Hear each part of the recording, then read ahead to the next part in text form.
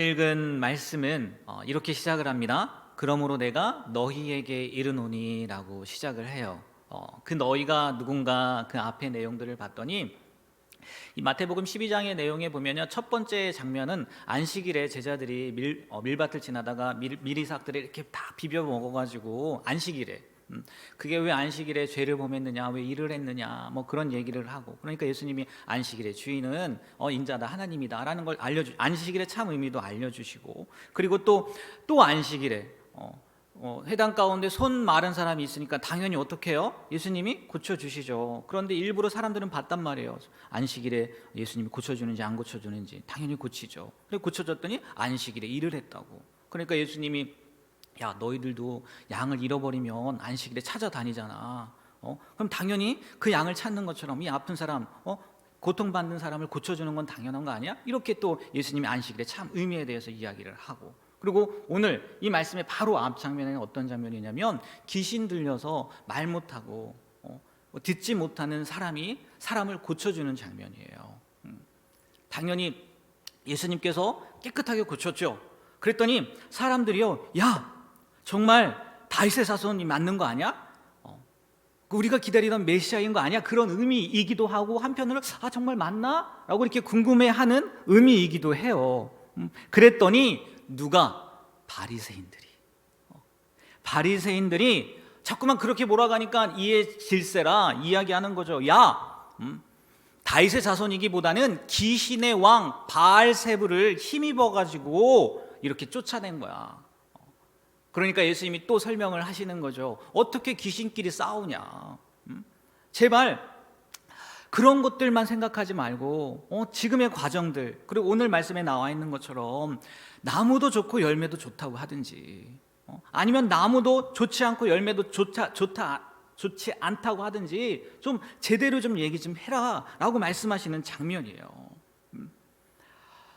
그리고 오늘 말씀해 보니까 조금 뒤에도 말씀드리겠지만 그 바리새인들을 향해 독사의 자식들이라고까지 하시면서 그들의 잘못된 모습을 신랄하게 지적하고, 무엇을 두려워라고 하느냐? 심판을 두려워라고 이야기를 합니다.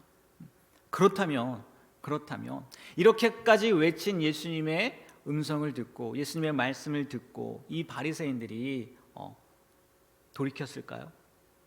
회개했을까요? 변했을까요? 변하지 않았다는 거예요.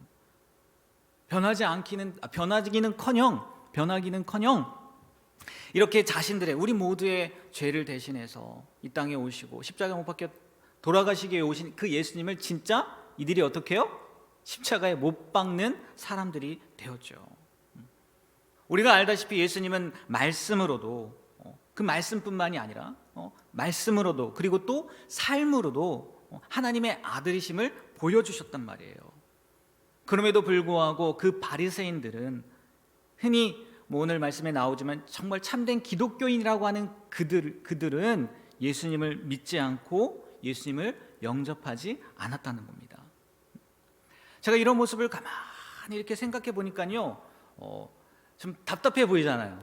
답답해 보이고 안 돼 보이고 한심스럽게 보이잖아요. 그런데 저는 한편으로 위로가 되더라고요. 위로가. 왜? 예수님도 수없이 외치고 또 말씀대로 사는 것을 보여주셨는데도 그들이 거부했다면 예수님의 신발끈을 풀기도 감당하지 못했던 그 세례 요한의 신발끈도 풀지 못하는, 묶지 못하는 제가 말씀을 전한들, 네, 이제 눈치가 빠르시네요. 그래서 한편으로 위로가 되더라고요. 위로가. 그러나 우리는 그러지 않을 줄 믿습니다. 강단에서 어떤 말씀이 선포되든지 그 말씀대로 살려고 애쓰고 노력하는 우리일 줄 믿습니다. 네, 그럴 줄 믿고요. 다시 말씀으로 들어가서 왜 바리새인들은 변하지 않았을까요? 왜일까요? 타교단에서 이야기하는 것처럼 그들은 원래 구원받지 못하기로 예정된 사람들이기 때문에 그런 걸까요? 나중에 천국에 가서 하나님께 여쭤봐야 되겠지만 저는 감리교인으로서요, 요한복음 1장 7절에서 말씀하고 있는 것과 디도서 2장 11절에서 말씀하고 있는 것을 저는 믿어요. 준비해 왔는데 요한복음 1장 7절에 뭐라고 기록되어 있습니까? 한번 읽어볼까요? 그가 증언하러 왔으니 곧 빛에 대하여 증언하고 모든 사람이 자기로 말미암아 믿게 하려 함이라. 디도서 말씀도 한번 읽어볼까요? 모든 사람에게 구원을 주시는 하나님의 은혜가 나타나. 일부가 아니잖아요. 예정되지 않았잖아요. 모든 사람이라고 말씀하고, 전 감리교인으로서요 이 말씀을 믿어요. 그렇다면 다시 한번 말씀드리지만 그들은 왜 예수님을 믿지 못했을까요?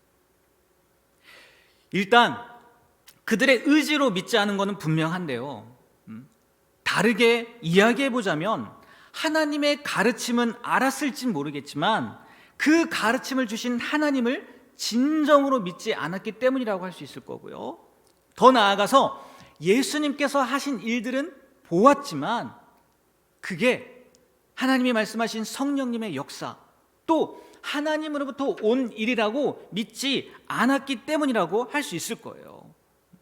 오늘 말씀의 제목을 제가 뭐라고 했냐면, 예수님은 좋은데 기독교인은 싫다, 물음표를 했어요. 이 말이요 아마 많이 들어보셨겠지만 제가 알기로는 간디가 해서 유명해진 말이거든요. 간디가, 마하트마 간디 아시죠? 비폭력주의자. 예수님을 믿지 않은 이유에 대해서 이야기하는 것 중에 하나라는 거예요. 물론 이 이야기는요, 예수님을 믿는다고 하는 많은 사람들이, 기독교인이죠, 기독교인들이 그 예수님의 삶과 그들의 삶이 너무나 동떨어진 삶을 사니까, 예수님 말씀하신 삶과 너무나 다른 삶을 사니까 도무지 그들 때문에 예수님을 믿지 못하겠다, 믿을 수 없겠다라는 이야기이죠. 자신은 기독교인이라고 하면서 구원에 앞장서야 할 자칭 기독교인이 오히려 사탄의 도구가 된 부끄러운 일이기도 하지만, 그런 표현이기도 하지만, 그런데요 이 말씀이 아니죠, 이 말에 숨어있는 또 다른 의미, 또 다른 내용이 뭔지 아십니까? 예수님께서 살아온 방법이 대단하고 존경스러울 뿐이라는 거예요. 무슨 말인지 아세요? 예수님은 인류의 죄를 위해 오신 유일하신 하나님의 아들이라는 믿음, 구원자라는 믿음은 없다는 거거든요. 석가모니, 공자, 또 소크라테스, 그렇게 함께하는 4대 성인 중에 한 명이라는 거예요. 정말 예수님께서 만약에 그들이 생각하는 그런 정도의 분밖에 되지 않는다면요, 감히 제가 말씀드리지만 우리는 예수님 믿을 필요가 없어요. 조금 전에 간디 이야기했지만 우리가 알기로는 비폭력주의자고 굉장히 성자, 그냥 4대 성인 중에 한 명이라고 할 수는 없겠지만 그 안에 들어갈 정도로 위대한 사람이라고 알고 있지만, 그거는요 겉으로 보여지는 모습뿐이라는 거예요. 나중에 한번 찾아보십시오. 어두운 면도 있습니다. 입으로 표현을 못하겠지만 한번 찾아보세요. 어두운 면들이 있단 말이에요. 석가모니는 안 그럴까요? 공자는 안 그럴까요? 소크라테스는 안 그럴까요? 그들도 다 마찬가지예요. 다시 말해서요, 그들은요 우리와 똑같은 죄가 있는 뭐라고요? 인간이라는 거예요. 그런 사람들과 예수님을 동등한 위치에 놓는데 왜 믿어야 해요? 믿을 필요가 없죠. 결국 우리와 같은 인간인데 믿을 이유가 없는 거 아니겠습니까? 그냥 존경하면 되는 거 아니겠어요? 그래서 그러는지 모르겠지만 예수님도 너무 화가 나셨나 봐요, 이 바리새인들에게. 그동안 예수님께서 말씀하시고 보여주시고 행하셨던 일들이 그저 평범한 인간의, 아니 평범보다 좀 나은 인간의 모습으로 보여준 게 아니란 말이에요. 그렇잖아요. 좀 더 나은 인간의 모습을 보여주신 겁니까? 아니란 말이에요. 온 인류의 구원자로서, 특히 하나님의 유일하신 아들, 참 하나님으로서의 사역을 감당하고 있었던 건데, 누구보다도 성경에 대해서 잘 알고 있다는 바리새인들, 이 사람들 시험 봐서 된 거예요. 사복고시처럼 시험 봐서 바리새인 된 거란 말이에요. 그런 그들이요, 정말 해박하게 알고 있던 그들이 하나님을 다른 사람들보다 훨씬 더 많이 안다고 자부하고 있는 그들이 더욱이 자신들은 믿음의 조상 아브라함의 후손입니다 라고 고백하고 외쳤던 떵떵거리며 살았던 그들이 하나님을 제대로 잘 믿는다는 그들이 오히려 하나님의 사역에 반하는 일들을 행하고 있는 거잖아요. 반하는 말들을 하고 있는 거잖아요. 그래서 화가 났나 봐요. 오죽했으면 그 인자하시고 긍휼이 많으시고, 우리 기도할 때 많이 표현하잖아요. 사랑이 풍성하신 하나님, 사랑이 무궁하신 그 하나님, 그 예수님께서요 뭐라고 표현해요? 예? 독사의 자식들아 라고까지 이야기를 하세요. 예전 성경에는 제가 기억하고는 독사의 한 것 같아요. 그죠? 분명 욕하신 거예요. 그래서 우리나라 욕의 개념으로 보면 개 땡땡 뭐 그렇게 표현한 거다 뭐 이렇게 많이들 이야기하는데요, 그것과는 조금 다른 차원의 욕이에요. 우리가 하는 욕은요 사탄을 뜻하는 건 아니잖아요. 그냥 나쁜 사람이야 막 이렇게 얘기하는 건데, 예수님의 의미는요 마귀의 자식이라고 한 거거든요. 독사의 자식들이라고 한 게요 마귀 자식, 이게 참 강단이라서 마귀 그렇게 한 거거든요. 어떻게 보면 우리 욕보다 더 심한 거 아니겠어요? 그래서 이걸 가지고 어떻게 사랑을 선포하는 예수가 그럴 수 있느냐고 하면서 이중적이지 않냐라고 이야기하기도 하지만, 우리가 늘 기억해야 되는 게 뭐예요? 하나님은 사랑의 하나님뿐만이 아니라 또 공의의 하나님이잖아요. 사랑하시기에 죄는 용서하고 또 오래 참아주시긴 하지만 반드시 그 죄값을 치러야 된다는 거죠. 왜? 정의의 하나님이고 공의의 하나님이시기 때문에. 그래서 누가 돌아가신 거예요? 예수님이 십자가 못 박혀 돌아가신 거 아니에요. 즉 죄값을 치르기 위해서. 생각해 보세요. 만약 하나님에게요 사랑만 있고 정의, 공의는 없다고 생각해 보세요. 이 세상 아주 그냥 난장판일걸요. 반대로 공의만 있고 정의만 있고 사랑은 없다고 생각해 보세요. 여기 저를 비롯해서요 여기 앉아 있을 수 있는 사람 한 사람도 없어요. 성경에 기록된 대로 만약에 표현하자면요 뭐 두 다리가 없을 수도 있고요, 팔 하나 없을 수도 있고요, 뭐 그럴 수 있단 말이에요.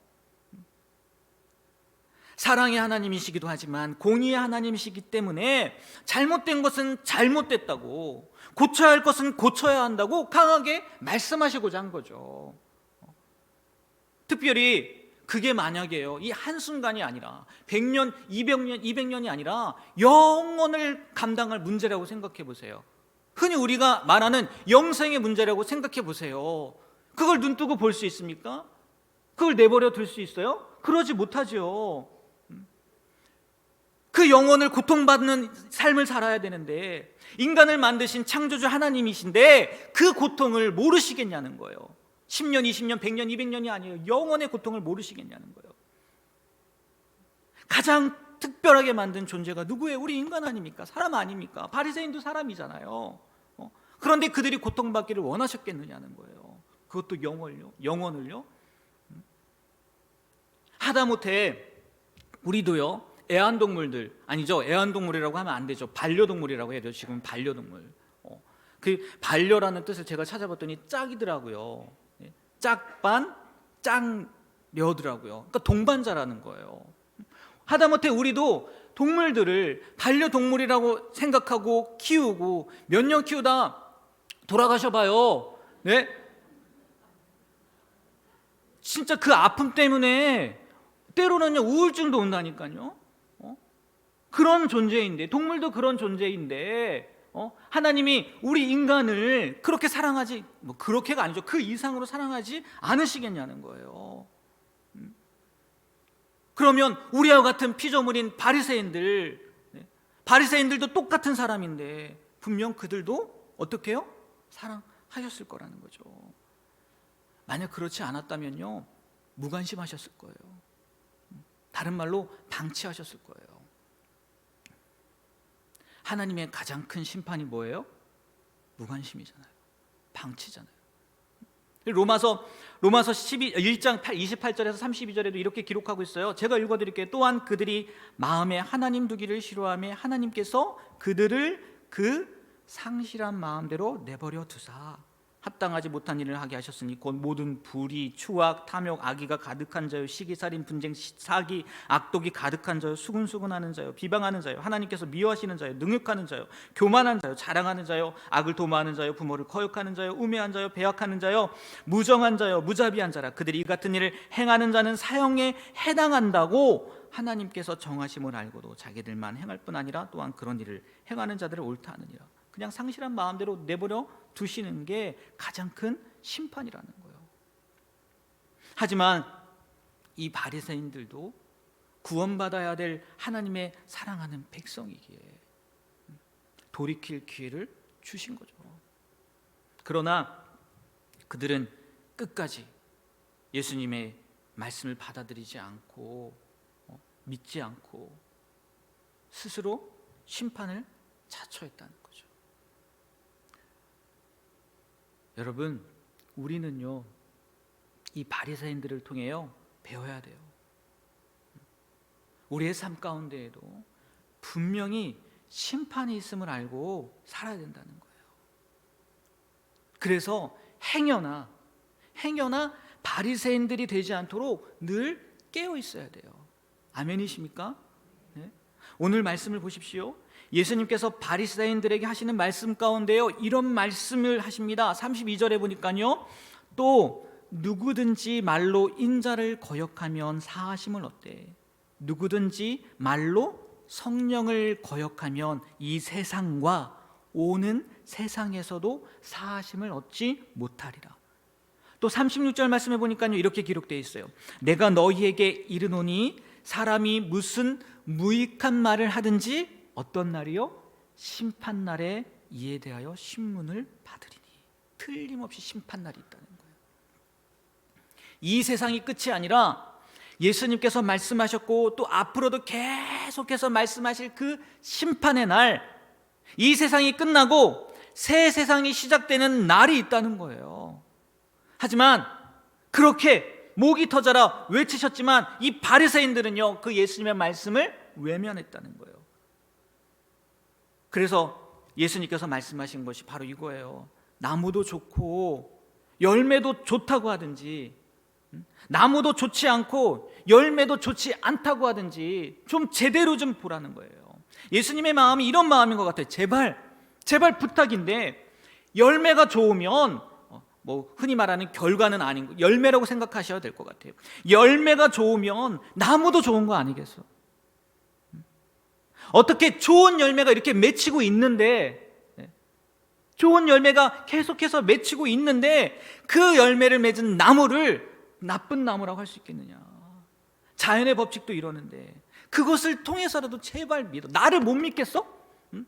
인자, 내가 하나님의 아들로 왔다고 했는데 나를 못 믿겠어? 그러면 내가 지금 행하고 있는 일들, 이 벌어지는 일들을 통해서만이라도 제발 좀 믿을 수 없겠니?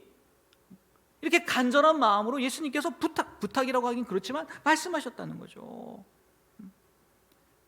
분명히 예수님은요 좋은 열매를 보여주셨어요. 그 어느 누구도 부인할 수 없어요. 간디도 그래서 얘기한 거 아니겠습니까? 예수님은 좋은데 라고 얘기한 거 아니겠어요? 그동안 일어나지 않았던, 아니 일어날 수 없었던 기적들을 행하셨을 뿐만이 아니라 상처받은 사람들을 위로하시고 어려움에 처한 사람들을 도와주시고 하나님의 참 마음이, 하나님의 진짜 마음이 어떤 건지 그 당시의 사람들, 그리고 지금을 살고 있는, 말씀을 보고 있는 우리들에게도 보여주고 계시단 말이에요. 이와 같은 열매를 맺은 사람이 세상에 어디 있습니까? 부처가요? 공자가요? 석가 똑같죠. 소크라테스가요? 간디가요? 그리고 그 열매를 통해서요 예수님이 어떤 나무인지를 보여주셨단 말이에요. 어떤 나무예요? 생명나무라는 거죠. 예수님만이 참 구원자라는 것을 보여주셨단 말이에요. 예수님이 바로 그들이 애타게 기다렸던 그들의 구원자, 메시아, 그리스도라는 것을 보여주셨단 말이에요. 겉보기에는 목수의 아들로 태어났고 자기들과 같은 사람의 모습이고 내세울 것 없어 보여도 그분이 행하신 일들만을 보아도요 알 수 있다는 거예요. 다르다는 거예요. 하지만 바리새인들은 자신들만의 기준이라고 해야 될까요? 아니면 기준도 아니죠. 기준이라고 하면 변하면 안 되잖아요. 기준이 변하면 안 되잖아요. 그때그때 달라지는 것을 보아요. 그들의 기준도 아닌 것 같아요. 그럼 무엇 때문에 그렇게 확실히 보여줬음에도 불구하고 변하지 않고 믿지 않았을까? 오늘 읽은 말씀 가운데요, 35절에 예수님께서요 이런 표현을 하시더라고요. 한번 읽어볼까요? 선한 사람은 그 쌓은 악에서 악한 것을 내느니라. 예수님이 말씀하신 의미는 이건 것 같아요. 그들에게는 악함이 가득했다는 거예요. 바리새인들에게는요 악함이 가득했다는 거예요. 그래서 사람들 보기에는, 또 스스로 생각하기에는 선해 보였을지 모르겠지만 속인 거죠. 흔히 말하는 위선자들이었던 거죠. 가면을 쓰고 산 거예요. 그 마음의 중심까지도 아시는 예수님께서 보기에는 악함이 가득했다는 거예요. 그래서 그 쌓은 악에서 악함만 나왔다는 거예요. 얼마나 악한지 그들이 하는 말만 봐도 알 수 있다고 예수님은 말씀하세요. 그래서 이어지는 36절 37절 말씀에 보면요 이렇게 이야기하세요. 내가 너희에게 이르노니 사람이 무슨 무익한 말을 하든지 심판날에 이에 대하여 신문을 받으리라. 그리고 내 말로 의롭다함을 받고 내 말로 정죄함을 받는다. 여러분 어떤 말을 하고 살고 계세요? 요즘에 여러분의 대화 내용은 무슨 대화 내용인가요? 주님은요 그것만으로도 우리가 마지막 날 심판날에 신문을 받고 정죄받는다고 말씀하고 계세요. 이러한 심각한 말씀이요 바리새인들에게만 국한된 일이라고 생각하면 안 된다는 거죠.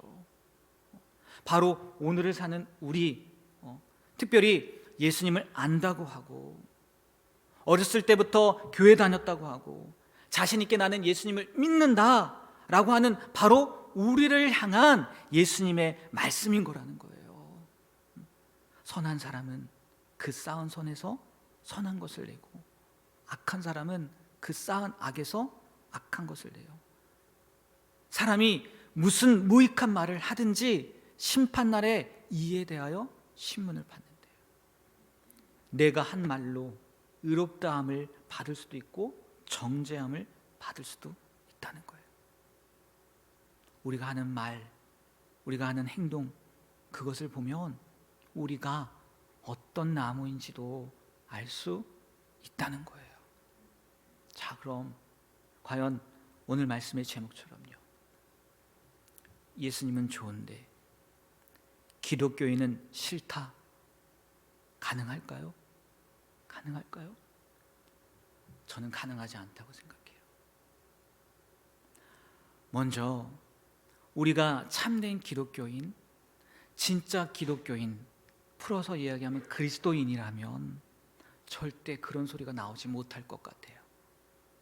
어느 누구도 우리를 바라보고 그런 평가를 내리지 못할 것 같아요.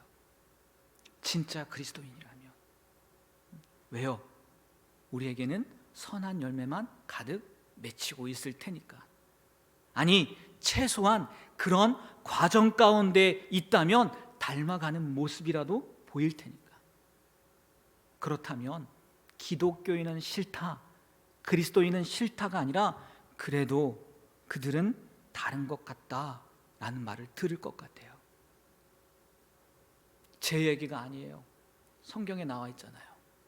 사도행전 말씀해 보면 어느 교회가 나와요? 안디옥 교회 나오잖아요.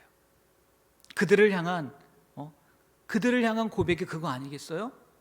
물론 비아냥거리는 뉘앙스도 있다고 이야기를 하지만 그래도 그들은 다른 것 같다. 그 의미 아닐까요? 그럴 것 같아요. 또요, 그런 말을 하는 사람들에게 감히 제가 이야기를 드린다면, 여러분들이 아니에요, 그런 말을 하는 사람들에게 감히 이야기를 드린다면요, 예수님이 좋다고요? 네, 좋아요. 예수님이 좋으시냐고요? 그 말이 사실입니까? 그러면 그분이 한 일들을 보세요. 그분의 말들을 보십시오. 그리고 성경을 정직하게 한번 읽어보십시오. 그러면 예수님이 어떤 분인지 명확하고 또렷하게 알 수 있을 거예요. 그렇다면 기독교인이 어떤 사람인지도 알게 될 거고, 기독교인이 싫다는 말도 할 수 없을 겁니다 라고 이야기하고 싶어요. 여러분, 예수님은 좋은데 교회는 싫으십니까? 분명히 없으시겠죠. 여기 예수님은 믿겠는데 신앙생활하는 건 귀찮으십니까? 예수님은 살아가겠는데 다른 사람은 신경 쓰고 싶지 않으십니까? 진짜 예수님을 좋아한다면, 진짜 예수님을 믿는다면, 진짜 예수님을 사랑한다면 그럴 수는 없다는 것, 그러지는 못한다는 것 아셨으면 좋겠어요. 나무도 좋으면 열매도 좋은 거고요, 나무가 나쁘면 열매도 나쁜 거예요. 나무는 좋은데 열매는 좋지 않다고요? 아니, 열매는 좋은데 나무는 좋지 않다고요? 모두 다 자기 안에 쌓아놓은 것을 내놓는다고 오늘 말씀에서 예수님이 이야기하고 있습니다. 바라기는요, 저도 마찬가지죠. 어느 누구가 여기에 배제되는 사람이 있겠어요? 스스로를 속이지 않으셨으면 좋겠어요. 그리고요, 진짜가 되어 가셨으면 좋겠어요. 진짜가. 예수님은 좋은데 기독교인은 싫다는 말이요, 안 들었으면 좋겠어요. 아니, 안 들렸으면 좋겠어요. 안 들리게 하는 우리가 되었으면 좋겠어요. 예수님은 믿겠는데 다른 것들, 내가 헌신해야 하는 것들, 그런 것들은 싫은데요, 이런 말 안 하셨으면 좋겠어요. 예수님이 원하시면, 또 예수님이 바라시면, 예수님이 요구하시면, 예수님이 우리의 마음 가운데 감동을 주시면 그 예수님의 말씀대로, 주신 마음대로 우리가 살아감으로 그래도 다르구나 라는 인정을요, 세상 사람들이 할 수밖에 없는 그런 존재가 우리라는 것을 세상 가운데 보여줄 수 있는 저와 여러분이 되기를 주님의 이름으로 부탁드립니다. 기도하겠습니다. 하나님, 다시 한번 우리의 삶을 돌아봅니다.